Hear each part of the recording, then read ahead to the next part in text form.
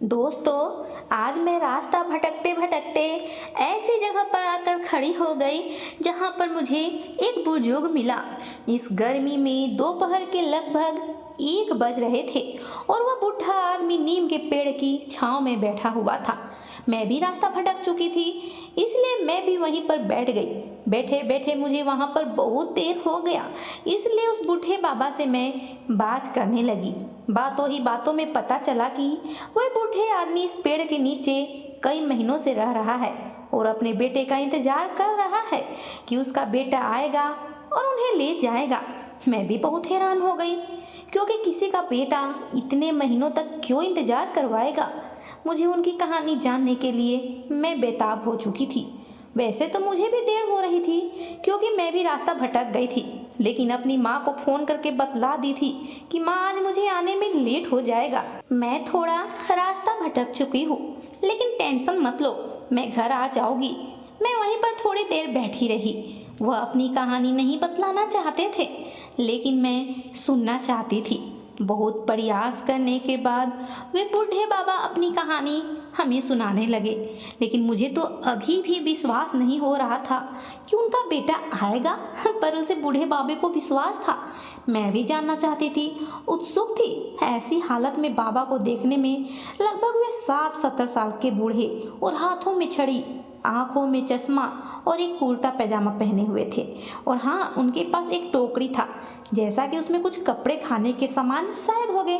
बूढ़े बाबा बोले, बेटी, आज बहुत दिनों के बाद कोई मुझसे बात करने वाला इस प्रकार से मिला। नहीं तो मुझे तो सब दुत्कार देते हैं और मेरी तरफ देखना भी नहीं चाहते। तुम मुझे बाबा कह रही हो, इसलिए मैं तुम्हें अपनी कहानी सुनाता हूँ। तो सुनो। मैं अपने गांव में रहा करता था और मैं अपनी इकलौते बेटे का शादी गांव के ही एक पढ़ी लिखी लड़की से करवा दिया था।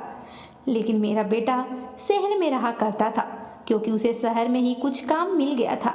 गांव में कम काम मिल पाता है, पैसे भी बहुत कम मिल पाते थे, इसलिए वे शहर में रहने लगा और गांव की ही लड़की से शादी किए थे। शादी के बाद से रहने लगा। उसका वहाँ पर अच्छा खासा फलों का व्यापार था शहर में, और वह खुद का बिजनेस अपना शुरू कर चुका था।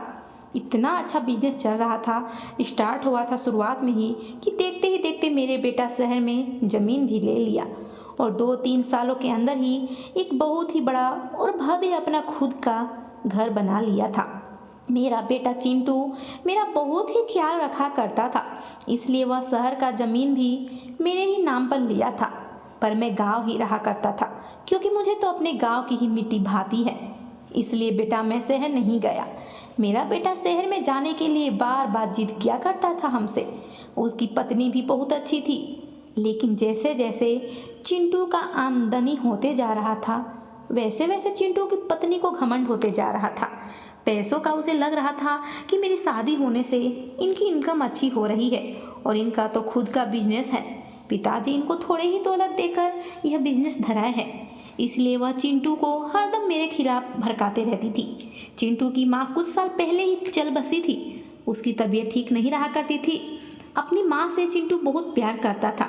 चिंटू और मुझसे भी इसलिए प्यार ज़्यादा करता था, मुझे भी नहीं खोना चाहता था। वह हमसे मिलने सप्ताह में 1 बार गाँव आ जाया करता था और बहुत सारे पैसे भी दे दिया करता था मुझे। गांव में भी मेरा खुद के पक्के का मकान बनवा दिया था, लेकिन इसकी खबर चिंटू अपनी पत्नी को नहीं दिया था। वैसे भी चिंटू की पत्नी गांव में जब से शहर गई है अभी तक नहीं आई है गांव, और न ही उसे गांव के बारे में जानने का लालसा रहा करता था। एक दिन चिंटू मेरे लिए मीठा का डब्बा और मेरे लिए कपड़े लेकर आया। ज़्यादा खुश था, क्योंकि चिंटू को जुड़वा बेटे का बाप जो बन गया था। जी, मैं यह खबर जब सुना तो बहुत ही खुश हो गया और वहीं पर मैं भी मन ही मन नाचने लग गया, क्योंकि दादा जो मैं बन गया था।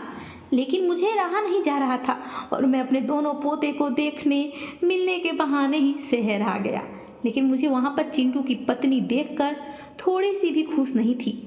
हाँ, चिंटू के डर की वजह से मेरे पैर छूकर आशीर्वाद ली और अपनी झूठी मूठ की खुशी चेहरे पर मुस्कान लाकर खुश होने का नाटक कर रही थी।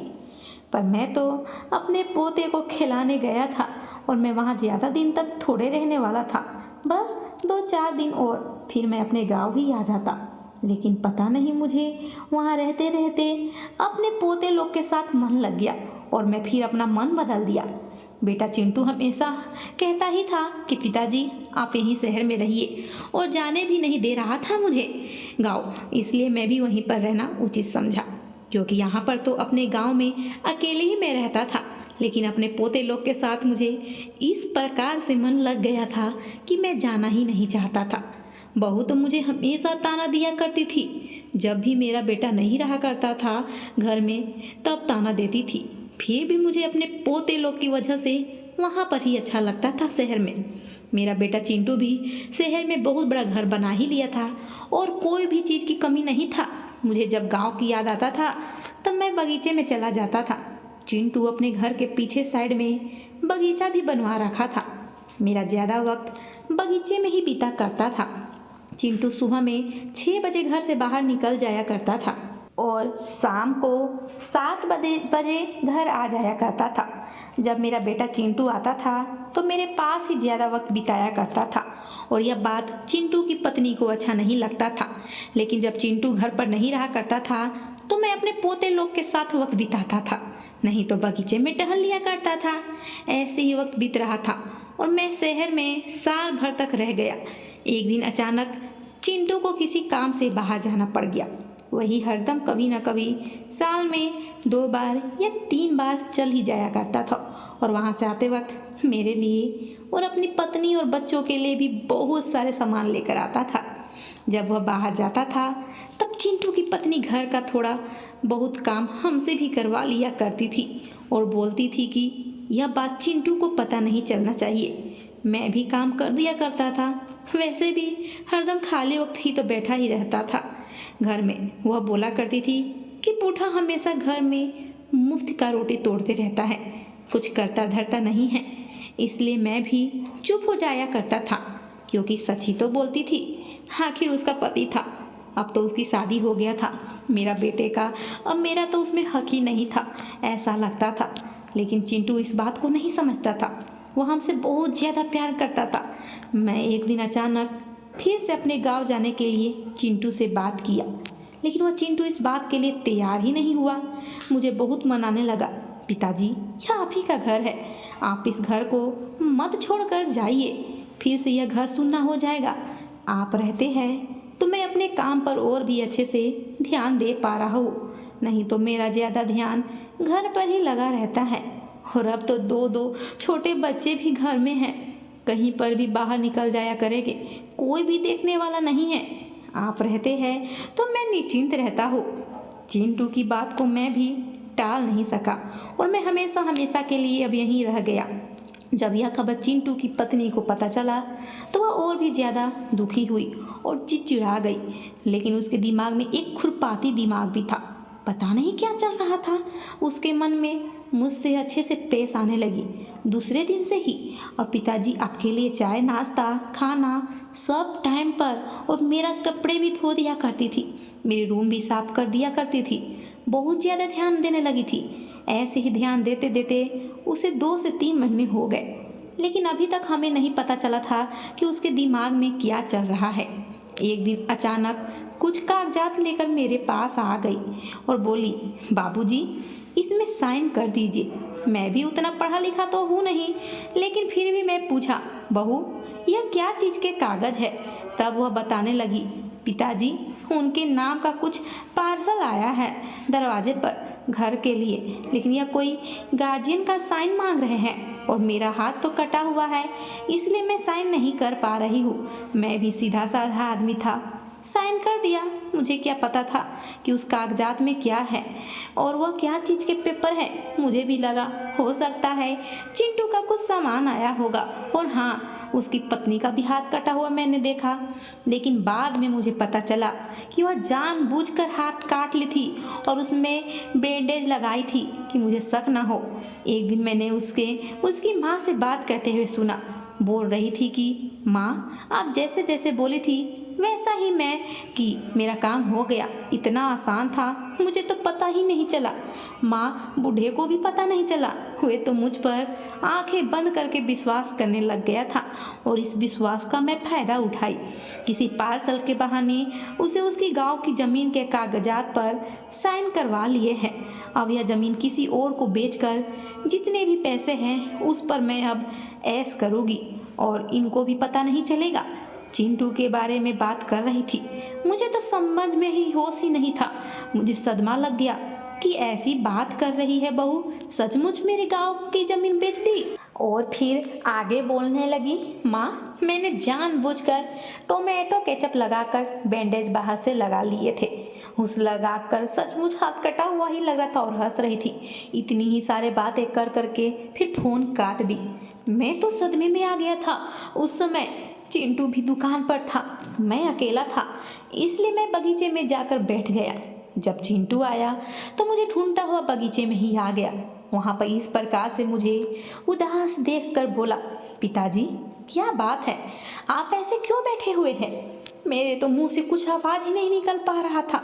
मैं चिंटू को बहुत कुछ बोलना चाहता था और वाई भी छूट रहा था, लेकिन आंसू भी नहीं गिर रहे थे, ना आवाज़ ही निकल पा रहा था।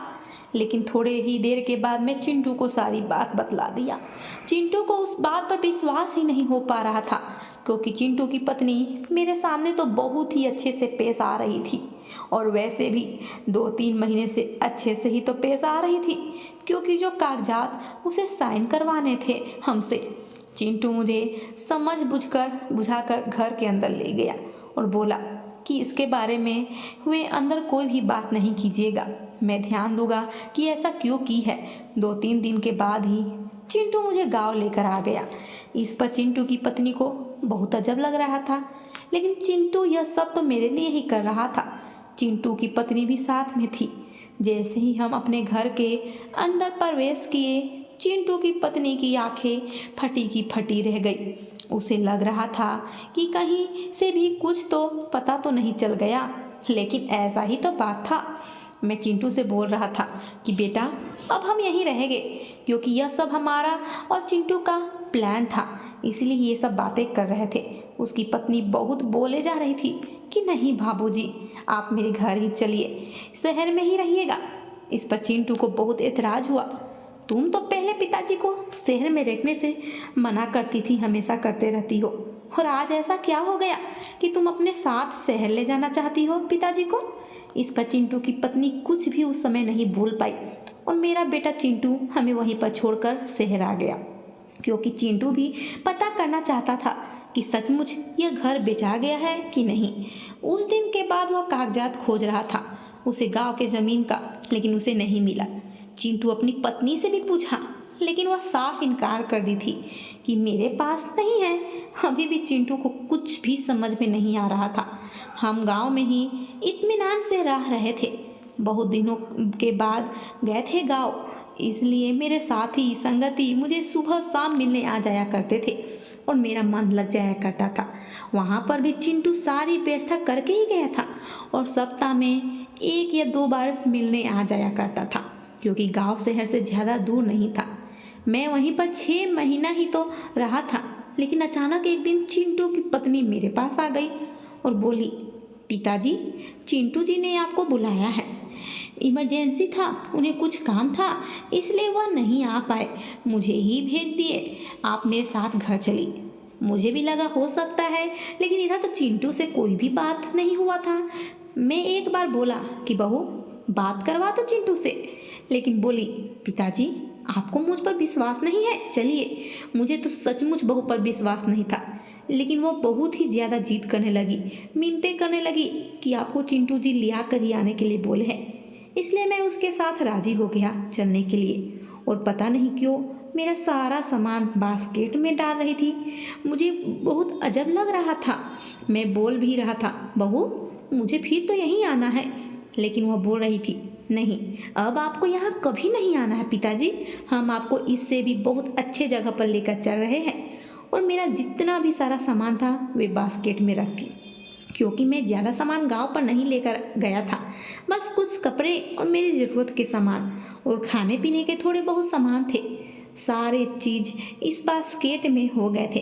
मुझे यहाँ तक लेकर आई, इस पेड़ तक, और फिर उसके बाद इस पेड़ के नीचे ही बोली कि रहिएगा, मैं चिंटू जी को बुलाता हूँ, वह यहीं पर है, और कहकर चली गई। अभी तक नहीं आई है बेटी। यहाँ पर रहते रहते मुझे बहुत दिन हो गए, लेकिन पता नहीं कब मेरा बेटा आएगा। लेकिन हाँ, मुझे पूरा विश्वास है मेरा चिंटू ढूंढता हुआ मुझे एक दिन यहाँ से लेने जरूर आएगा। मुझे तो रास्ता ही नहीं मालूम है, ना ही तो मैं खुद ही चला जाता। इतना ही कहानी सुनाने के बाद बूढ़े बाबा रोने लगे और मुझसे बोले, बेटी क्या तुम्हें कुछ मालूम है, रास्ता मालूम है मेरे शहर का या गांव का? मेरे बेटे के बारे में पूछने लगे। मैं भी उनका मदद करना चाहती थी, इसलिए उनसे उनके एड्रेस पूछने लगी। बहुत पूछने उछने के बाद पता चला कि वे यहाँ से 4 किलोमीटर दूरी के गांव में ही रहा करते थे। लेकिन आज बहुत ही ज़्यादा देर हो गया था, लगभग शाम के 5 बज गए थे और मेरी माँ भी घर पर इंतजार कर रही थी। इसलिए मैं उन बूढ़े बाबा को अपने साथ ही अपने घर लेकर आ गई। माँ मुझे ऐसे बूढ़े आदमी को मेरे साथ देखकर बहुत चकित हुई और बोली, बेटी यह कौन है? मैं भी उनके बारे में बता दी संक्षेप में सारी बातें माँ को। माँ भी मुझे इस प्रकार से दूसरों की मदद करता देख बहुत खुश हुई, पर माँ चिंतित थी कि तुम अकेले कहाँ कहाँ ढूंढोगी इनके परिवार को, और अगर कोई तुम्हें कुछ नुकसान पहुँचाने की कोशिश किया तो और भी ज़्यादा दिक्कत हो जाएगा। और वैसे भी उनकी बहू बहुत ही खराब है, तो वह ज़रूर इन पर नज़र रखी ही होगी। एक काम करो, कुछ दिन के लिए अभी इनको अपने पास ही रखो और तुम अकेले खुद ही जाकर पता करना, चुपके से। अपने दोस्त लोग के साथ भी चली जाना, अकेले मत जाना, और यह आराम से यहीं पर रहेंगे। जब कुछ भी पता चलेगा तो तुम धीरे से इनके बेटे को ही बताना। तुम्हें ध्यान रखना होगा कि इनकी बहू को पता ना चले। इस पर वह बाबा भी बोले, हाँ बेटी यह ध्यान रखना, अगर मेरी बहू को पता चल जाएगा तो अब की तो वह मुझे जिंदा ही नहीं छोड़ेगी। उसे तो लग रहा होगा कि अब मैं इस दुनिया से चल गया है। रात काफ़ी ज़्यादा हो चुका था, सभी खाना खा पीकर हम सभी आराम करने लगे। बाबा को भी एक रूम में आराम करने के लिए कह दिए, लेकिन वह डर रहे थे। उन्हें यहाँ पर बहुत ही अजब लग रहा था क्योंकि नया नया जगह था। लेकिन मेरी माँ ने उन्हें पिताजी माँ उन बाबा को तसल्ली दिए कि हम आपके बेटे को खोज देंगे, आप चिंता मत कीजिए, हम भी तो आपके बेटे बहू जैसे ही हैं। आप यह अपना ही घर समझ के कुछ दिनों तक रहिए। तब जाकर बाबा को एक अच्छी नींद आई थी। सुबह जब हुआ तो मैं जाग गई थी, नाश्ता करने टेबल पर बैठी, लेकिन बाबा अभी भी सोए हुए थे। जैसे लग रहा था कि कितने दिन के बाद चैन की नींद ले रहे थे। उन्हें सोता हुआ ही मम्मी बोली, छोड़ दो, क्योंकि उनका नींद भी तो पूरा होना जरूरी था। मैं पता करने अपने दोस्त लोग के साथ चली गई थी क्योंकि बहुत दूर जाना था हमें। यहाँ पर मम्मी बूढ़े बाबा का ध्यान रख रही थी। बाबा सोकर लगभग दोपहर के 12-1 बजे सोकर उठे। तब जाकर मम्मी उन्हें फ्रेश करवा कर नाश्ता पानी करवाई अच्छे से। बाबा मेरे बारे में पूछ रहे थे, लेकिन माँ ने बता दिया कि आपके बेटे के बारे में ही तो पता करने के लिए गई है। बाबा ने निश्चिंत से घर में आराम से रह रहे थे। मम्मी उनका बहुत अच्छे से ध्यान रख रही थी। मैं भी रात के लगभग 8 बजे तक थक हार कर घर आ गई थी, लेकिन मुझे उनके बारे में कुछ भी पता नहीं चला क्योंकि यह घर जो बाबा बता रहे थे वह बेचा गया था। वहाँ पर दूसरे आदमी रह रहे थे, उनके बारे में कोई भी वहाँ नहीं जान रहा था। हाँ, अगल बगल गांव में पता करने पर पता चला कि उनका बेटा शहर में रहता है, लेकिन कौन शहर में रहता है, कहाँ पर रहता है, यह सब नहीं पता था किसी को भी, क्योंकि बाबा को भी नहीं पता था कि शहर में किस जगह पर उनका बेटा रहता है। कैसे ढूंढा जाएगा उनके परिवार को, ये सोच सोच कर रात कट रही थी। जब सुबह होता है तब बाबा से मैं उनके बेटे के बारे में पूछ रही थी। तब जाकर उन्हें याद आया कि उनके किसी कपड़े के जेब में उनके बेटे का तस्वीर है। उनका सारा सामान लाया गया। वह खोजते खोजते एक कुर्ते के कपड़े में उनका बेटा चिंटू का तस्वीर मिला। वह मुझे दिखला रहे थे। मैं जैसे ही तस्वीर को देखी, अपने मोबाइल में एक पिक्चर क्लिक कर ली। कहीं पर भी अगर नजर आएंगे तो मुझे तस्वीर को देखकर मैं पहचान लूँगी। मैं नाश्ता करने के बाद फिर अपनी ड्यूटी पर चली गई, क्योंकि मैं बच्चे लोग को पढ़ाने का काम किया करती थी। किड स्कूल चलाया करती थी छोटे बच्चे का, और मैं उसी से अपनी पढ़ाई पूरी कर रही थी। मेरे पिताजी अच्छा कमा लेते हैं, पर मैं अपना खर्चा खुद उठाना चाहती थी, इसलिए मैं छोटे बच्चे लोग को प्ले स्कूल खोली हुई थी। वहाँ पर बहुत सारे बच्चे पढ़ने आते थे। एक दिन मुझे पता नहीं क्या हुआ कि मैं उन बूढ़े बाबा को भी अपने साथ प्ले स्कूल में लेकर चली गई। बूढ़े बाबा को घर पर मन नहीं लग रहा करता था, इसलिए लेकर गई थी। लेकिन वहाँ पर तो कुछ अजब ही हो गया। वहाँ पर बूढ़े बाबा अपने दोनों पोते को देख लिए और बोलने लगे, बेटी, यह तो मेरे ही पोते हैं, तुम्हारे स्कूल में पढ़ने आते हैं। कौन लेकर आता है? मेरा बेटा ही लेकर आता होगा जरूर। इस पर मैं भी चकित हो गई। फिर पता करने पर पता चला कि वे दोनों बच्चे को कोई ड्राइवर लेकर आता है, और ड्राइवर ही अपने कार में बैठाकर घर ले जाया करता है। जब वो ड्राइवर लेने आया तब बूढ़े बाबा उसे ध्यान से देखने लगे, लेकिन उसे पहचान नहीं पा रहे थे। मैं भी उसे ड्राइवर के पास जाकर पूछी, आप इन दोनों बच्चे को गार्जियन के नंबर दे सकते हैं? ड्राइवर से नंबर ले ली थी, फ़ोन की। एक महिला फ़ोन उठाई। बातचीत करने के बाद पता चला कि वे इन दोनों की मम्मी हैं। पूछने लगी, क्या हुआ मैम, कोई दिक्कत आ गया है क्या? पर मैं बोली, नहीं, कोई बात नहीं है, आपके बच्चे बहुत ही ज़्यादा अच्छे हैं, यहाँ से अच्छे से रहा करते हैं, इसलिए सभी गार्जियन को 2 दिन बाद यहाँ पर आना है। कुछ फंक्शन है और अपने बच्चों को प्रोत्साहन बढ़ाना है, इसलिए सभी के पास मैं कॉल कर रही थी, तो आपके पास भी की। दोनों मम्मी पापा यानी कि दोनों पेरेंट्स साथ में ही आना है। वे हाँ कहते हुए कॉल कट कर दी। उसके बाद मैं बाबा से कही, बाबा, चिंटू की पत्नी फ़ोन उठाई थी, इसलिए 2 दिन के बाद यहाँ स्कूल में कुछ प्रोग्राम रख रहे हैं आपके लिए। आप अपने बेटे से बात कर पाइएगा, क्योंकि उस दिन आपका बेटा भी शामिल होगा इस प्रोग्राम में। सभी पेरेंट्स को यहाँ पर बुलाई हो। उसके बाद में सभी बच्चे के पेरेंट्स के पास मैं कॉल कर करके बोल दी। फिर घर आकर मम्मी को भी सारी बात बताई। मम्मी भी बहुत ज़्यादा खुश हो गई, बोली, चलो कम से कम कुछ तो पता चला। बस अब उस दिन का इंतजार था। 2 दिन गुजरते समय नहीं लगता है, लेकिन आज इस वक्त हमसे ज़्यादा बूढ़े बाबा जी को नींद ही नहीं थी आंखों में। उन्हें लग रहा था कि जल्दी से वे दिन आ जाए, और वह दिन आखिरकार आ ही गया। आज सभी बच्चों के पेरेंट्स, माता पिता मेरे प्ले स्कूल में आए हुए थे। मैं भी उन बूढ़े बाबा को ऐसी जगह पर बैठाई थी कि वहाँ पर से बूढ़े बाबा को दिख सकता था कि कौन कौन आए हैं, लेकिन उन्हें कोई भी नहीं देख सकता था। सभी आ चुके थे। उनके बेटे चिंटू भी आए हुए थे। मैं पहचान गई थी, क्योंकि मेरे पास बूढ़े बाबा ने चिंटू जी का फोटो जो दिखला दिया था। मैं सभी टीचर को बोल दी थी कि सभी बच्चे को बुला बुलाकर स्टेज पर उनसे कुछ पोयम सुनाना है, और जो भी प्रतिभाशाली हो यह सब दिखलाए कि उन्हें प्राइज देते जाना है। और मैं जाकर बूढ़े बाबा के पास ही बैठ गई थी। कभी कभी इधर भी प्रोग्राम के पास आ जाया करती थी। जब मैं देखी कि चिंटू की पत्नी वॉशरूम गई हुई है, तब मैं चिंटू जी को कुछ काम से फटाफट इधर लेकर आई और उन्हें बूढ़े बाबा से मिलवा दी। अपने पिताजी को इस प्रकार से एकदम से देखकर चकित हो गए थे। बूढ़े बाबा के भी आंखों में आंसू आ गया था। दोनों गले लगा के मिलने लगे। ऐसा प्रतीत होता था कि कितने सालों के बिछड़े हुए बाप बेटे मिल रहे हैं। लेकिन अचानक से चिंटू की पत्नी आने लगी थी, तो मैं चिंटू जी को जाकर बैठने के लिए कह दी। वो नहीं जाना चाहते थे। बोले, क्या हुआ, आने दीजिए मेरी पत्नी को। लेकिन मैं बोली, नहीं, इसके बारे में भी आप अपनी पत्नी को कुछ भी नहीं बताइएगा। अपने पिताजी के बारे में उन्हें कुछ भी जानकारी मत दीजिएगा, क्योंकि यह सब किया हुआ आपकी पत्नी का ही है। लेकिन अभी इसकी भनक आपकी पत्नी को नहीं लगनी चाहिए, और कुछ भी पूछेगी भी तो मत बताइएगा।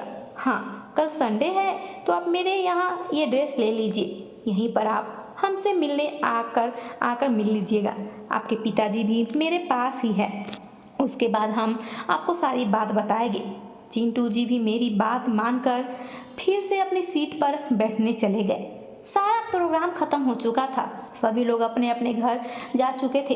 चिंटू जी भी घर जा रहे थे, लेकिन वह मुड़ मुड़ कर पीछे देख रहे थे। उनकी पत्नी को शंका ना हो, इसलिए मैं फटाफट बाबा को पीछे की ओर से घर की ओर लेकर बस अब कल का इंतजार था। चिंटू जी को भी सब्र नहीं हो रहा था वहाँ, लेकिन वे अपनी पत्नी को कुछ भी नहीं बतलाए। अगले दिन जब सुबह में आने लगे तब चिंटू जी की पत्नी पूछी कि आप कहाँ जा रहे हैं जी।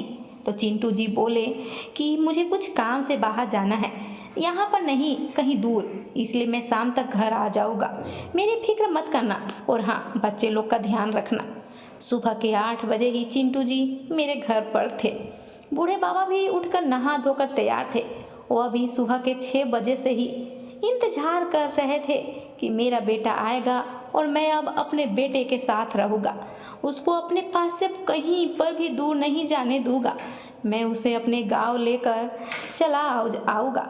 चिंटू जी आए तो बाप बेटा फिर से गले लगे और दोनों के आंखों से आंसू की धार बहने लगे। फिर दोनों बैठकर बातें करने लगे।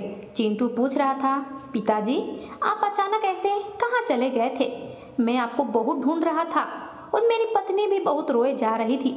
लेकिन यह मैडम जी क्या कह रही थी कि सब मेरी पत्नी का ही किया धरा है, पर क्या कर दिए वे? वह तो गांव भी नहीं जाती है और मैं ही तो आपको गांव छोड़कर गया था। फिर आप अचानक ऐसे कहाँ चले गए थे? आपको कुछ भी सामान भी नहीं था। बहुत लोग तो कह रहे थे कि अब आप इस दुनिया में ही नहीं रहे। मुझे तो विश्वास ही नहीं हो रहा था, लेकिन इतने महीने हो चुके थे, इसलिए भी मैं भी मान चुका था कि अब आप हमारे बीच नहीं रहे। इतना ही बोलकर चिंटू जी रोने लगे। बूढ़े बाबा के भी आंखों में आंसू थे। उनके मुंह में तो जबान ही नहीं था, अभी कुछ नहीं बोल पा रहे थे। लेकिन बहुत पूछने के बाद वे अपने बेटे चिंटू को बतलाने लगे, बेटा एक दिन बहू गाँव आई थी, शायद तुम किसी काम से बाहर गए होगे उस दिन, और आकर बोली कि आपके बेटे चिंटू जी आपको बुलाए हैं। उन्हें बहुत ज़रूरी काम था, इमरजेंसी था, इसलिए हमें भेज दिए। हम भी बहू के साथ आना नहीं चाहते थे, लेकिन वह बहुत जिद करने लगी कि आपके बेटे चिंटू ने मुझे बुला लिया, कल या आने के लिए बोले हैं, इसलिए मैं भी चलने के लिए तैयार हो गया था। लेकिन वह एक बैग में मेरा थोड़ा बहुत सामान पैक कर दी, और जब मैं पूछा तब वह बोली कि अब तो आपको कहीं और ही रहना है, आपको वैसी जगह भेज दूंगी कि आप वहाँ बहुत खुश रहिएगा और आपके गांव के भी याद नहीं आएगा। मैं कुछ समझ नहीं पा रहा था, वह मुझे पता ही नहीं किस रास्ते से लेकर आई, कुछ समझ में ही नहीं आ रहा था। और यहीं पर थोड़ी दूरी पर एक नीम का पेड़ है, वहीं पर छोड़ दी थी। वहाँ पर से ज़्यादा गाड़ी मोटर भी नहीं आते जाते हैं कि तुम कभी भी मुझे वहाँ मिल जाओ, और मेरा रास्ता भी देखा हुआ नहीं था, इसलिए मैं भी तुम्हारे पास नहीं आ पा रहा था। मोबाइल नंबर भी नहीं था मेरे पास कि किसी से कॉल भी करवा दूँ। 6 महीने मैंने नीम के पेड़ के नीचे ही काटे हैं, और जो कुछ भी थोड़े बहुत मिल जाया करते थे इधर उधर से, वही खा पी लिया करता था। वहीं पर दुकान है एक गुमटी के पास ही मैं सो जाया करता था। मुझे लग रहा था कि तुम अब आओगे, मुझे ढूंढ रहे होगे, लेकिन तुम नहीं आए। एक दिन अचानक यह बेटी मुझे मिल गई और यह अपने घर ले आई। लेकिन भगवान का कृपा देख कि यह बेटी जो प्ले स्कूल खोली है, वहीं पर मैं तुम्हारे बच्चे पढ़ते हैं। मैं एक दिन उस प्ले स्कूल में गया था, पता नहीं कैसे, तो अपने पोते लोग को पहचान गया। तब तुम्हारा पता मुझे चला, इसलिए यह प्रोग्राम भी स्कूल में मेरी वजह से ही रखा गया था। मुझे तो पता ही नहीं था कि आपके साथ यह सब हो गया है पिताजी। मुझे तो लगा कि आप कहीं चले गए हैं, और मेरी पत्नी भी कुछ उसके बारे में नहीं बतलाती थी। एक बार जब मैं गांव गया था तब पता चला कि वे घर बिक गया है गांव का। जब मैं अपनी पत्नी से इस बारे में पूछा तो वे बोली, पिताजी उस घर में नहीं रहा कर रहे थे, तो मैं 1-2 दिन पहले ही तो बेच कर आई हूँ। मैं भी सोची कि हो सकता है अभी ही बिका है, लेकिन ऐसी ऐसी बात है, यह सब तो मुझे पता ही नहीं है। मैं उसे अपने साथ कभी भी एक घर में नहीं रखूँगा। जिस प्रकार से वह आपको ऐसी जगह पर छोड़ दी जहाँ से आप घर नहीं आ सकते थे, मैं भी उसे ऐसे ही कहीं बहुत दूर छोड़कर आ जाऊँगा। इस पर बूढ़े बाबा बोले, नहीं बेटा, जैसे वह गलती की है तुम वैसे मत करना। लेकिन चिंटू बहुत ही जिद्दी था, वह अपने पिता का बात ही नहीं मानना चाह रहा था। लेकिन बहुत समझाने बुझाने के बाद वह बोला, एक साथ तो मैं अब बिल्कुल भी नहीं रह सकता। आप बोल रहे हैं कि ऐसी जगह नहीं छोड़ने के लिए, इसलिए मैं उसे उसके मायके ही छोड़कर आ जाता हूँ। उसके बाद ही आपको अपने घर लेकर जाऊंगा। अब मैं नहीं चाहता कि उसका साया भी आप पर या मेरे बच्चों पर पड़े।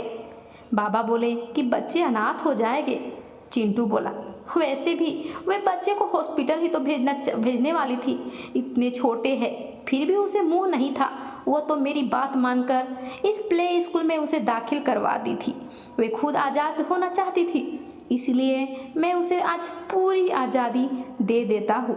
जब चिंटू घर गया बूढ़े बाबा को मेरे पास ही छोड़कर, तो उसके बाद वो अपनी पत्नी से बोला कि आज पिताजी को हम एक जगह पर देखे थे, कल फिर से घूमने जाएंगे और पता करेंगे कि इस पर। चिंटू की पत्नी अवाक हो गई। उसे कुछ समझ में ही नहीं आ रहा था कि वह क्या करे। चिंटू बोला कि मुझे पता चला है कि कोई औरत मेरे बाबा को गांव से लेकर आ गई थी। गांव वालों ने बता रहे थे, कहे तुम ही तो मेरे बाबा को गांव लेने नहीं गई थी। गांव वाले बता रहे थे कि फोटो दिखलाने पर पता चल जाएगा। मैं अपने मोबाइल ले जाकर गांव वालों को पूछूंगा कि आखिर वो कौन औरत थी। नहीं मालूम होगा तो पुलिस थाने जाऊंगा। चिंटू के बहुत डराने लगा। तब चिंटू की पत्नी सारे गुनाह कबूल कर ली और बताई कि मैं चंद पैसों के लालच में पिताजी को ही कहीं छोड़कर आ गई हूँ। मुझे आपके पैसों पर घमंड था। मुझे लग रहा था कि ये सारा पैसा मेरा ही तो है। इस बात पर एक जोरदार तमाचा चिंटू ने अपनी पत्नी को दे डाला और बोला कि मुझे सब पता है, लेकिन मैं तुम्हारे मुंह से सुनना चाह रहा था, क्योंकि इतने महीनों से मैं तुम्हें हरदम पूछ रहा था कि पिताजी का कुछ भी पता नहीं चल रहा है, पर तुम कुछ भी नहीं बोलती थी। खुद झूठ मूठ का नाटक करती थी रोने का। मेरी हालत पर भी तुम्हें फिक्र नहीं था। एक बाप बेटे को अलग कर दी, और वह भी वैसे बाप को जो ना अच्छे से देख भी नहीं सकता है ना ही चल सकता है। अब मैं तुम्हारे साथ बिल्कुल भी नहीं रहना चाहता हूँ, एक मिनट के लिए भी। इसलिए अपना सामान पैक करो और मायके चली जाओ। अगर नहीं जाएगी तो मैं कहीं तुम्हें छोड़ आऊँगा, जहाँ से तुम भी कभी भी या घर या मायके कभी भी नहीं लौट सकती हो। इस पर चिंटू की पत्नी बहुत डर गई थी और उस समय लगा कि मैं अभी चली जाती हूँ, बाद में फिर मैं आ जाऊँगी। वैसे भी मेरे 2 बेटे जो हैं, मेरे बिना मेरे बच्चे नहीं रह पाएंगे। लेकिन उसे नहीं पता था कि चिंटू अलग ही अपना मन बना लिया था। वे अब हरदम के लिए अलग रहना चाहता था। जैसे ही चिंटू की पत्नी अपने मायके के लिए निकली, चिंटू भी अपने पिताजी को लेने निकल गया और उन्हें अपने घर लेकर आ गया।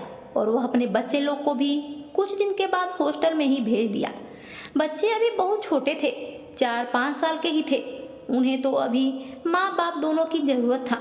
लेकिन क्या करता चिंटू भी, जो माँ यहाँ साथ में रहने के बावजूद भी बच्चे लोगों को हॉस्टल भेजने की बात हमेशा करती थी और ऐसी गलती कर बैठी है। इसलिए मैं अपने बच्चे लोग को हॉस्टल ही भेज दिया। बीच बीच में मिलने चल जाया करता था, वहाँ पर भी बच्चे लोग को अच्छी शिक्षा दी जाती थी। और फिर चिंटू और बूढ़े बाबा फिर से अच्छे से रहने लगे और उसकी पत्नी हमेशा के लिए मायके में ही रह गई। अब वे पछताती थी कि कुछ पैसों के लिए ऐसा मैं क्यों की। उसके पास भी जितने पैसे थे सारे खत्म हो चुके थे और अब वो अपने भैया भाभी के टुकड़ों पर पलती थी। ना उसे कोई माँ कहने वाला था, ना कोई पत्नी। उसके भी माँ बाप भगवान के प्यारे हो गए थे, इसलिए भाई भाभी का घर का सारा काम भी करती और जो रूखा सूखा मिलता है वही खाकर जिंदगी गुजारने लगी। और यहाँ पर चिंटू भी अपने पिताजी के साथ रहने लगा था। तो दोस्तों, ये छोटी सी स्टोरी अगर आपके दिल को छू ली हो तो ज़्यादा से ज़्यादा शेयर कीजिए और एक लाइक ज़रूर कर दीजिएगा। मेरे चैनल पर नए हैं तो आपको पारिवारिक स्टोरी अगर आपको अच्छा लगता होगा तो प्लीज़ सब्सक्राइब करके बेल आइकन बटन को प्रेस कीजिएगा कि आने वाले वीडियो के नोटिफिकेशन आपको मिल सके। तब तक के लिए धन्यवाद।